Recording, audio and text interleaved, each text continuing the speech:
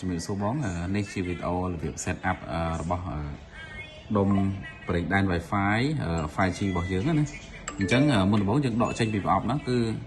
បងគ្រាន់តែយកមកដោតព្រីភ្លើងកន្លែងណាក៏បានដែរតែបងគិតថាបងអាចដាក់ហើយបងអាចប្រើប្រាស់បាន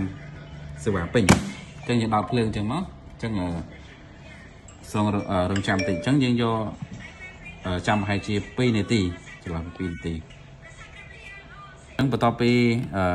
យើងរងចាំរយៈពេល2នាទីហើយយើងយកទូរស័ព្ទរបស់យើងមកអញ្ចឹងបន្ទាប់មកយើងបើក setting នេះយើងចុច setting មក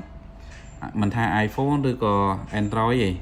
យើងវិធីភ្ជាប់នេះដូចគ្នាចុចចូល setting មកចុចកន្លែង Wi-Fi អញ្ចឹងយើងដើររកឈ្មោះរបស់ router របស់យើងគឺមានឈ្មោះថានេះ Wi-Fi 2.4G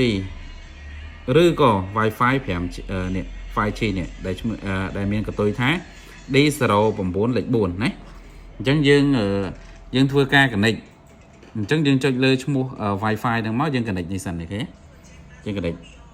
connect ចូលទូរស័ព្ទសិនអូខេអញ្ចឹងនៅពេលដែលយើង connect ហើយវានឹង load IP របស់វាមកលើអេក្រង់របស់យើងហ្មងអញ្ចឹងសូមរងចាំវាកំពុងតែធ្វើការ scan ណា scan នឹង router អញ្ចឹង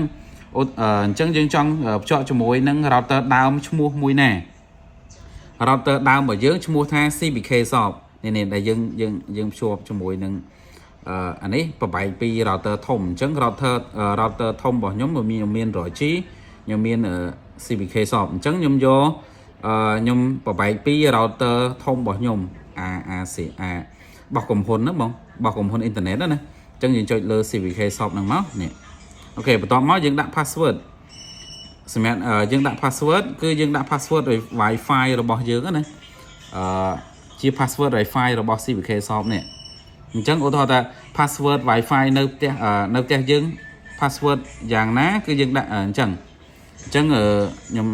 password របស់ Wi-Fi ខ្ញុំ CPK ដាក់37168បាទបន្ទាប់មកខ្ញុំដាក់ password ហើយខ្ញុំមើលសិនថាត្រឹមត្រូវអត់នៅពេលដែលត្រឹមត្រូវហើយខ្ញុំចុច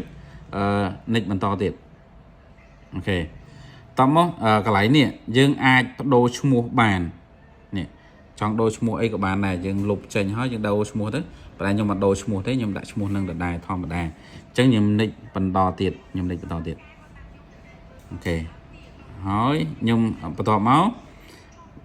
ខ្ញុំនឹង start connect ខ្ញុំចុច start connect លើចុងក្រោយអញ្ចឹងវាឲ្យយើងរងចាំ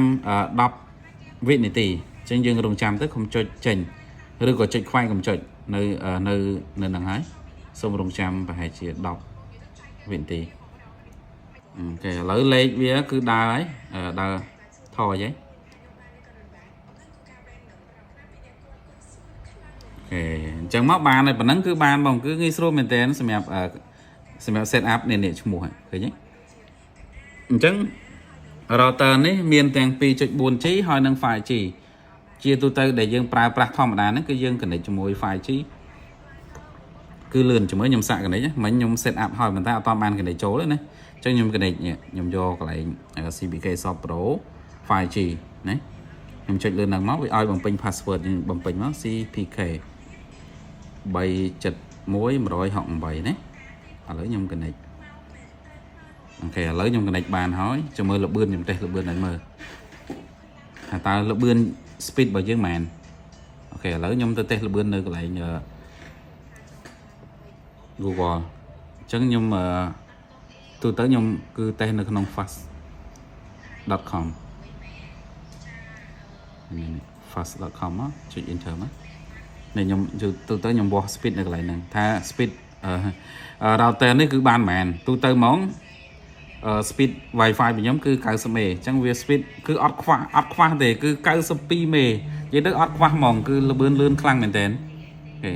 អរគុណបើមានចង្អុលអីបន្ថែមអាចសួរបានអាចឆាតសួរបានណា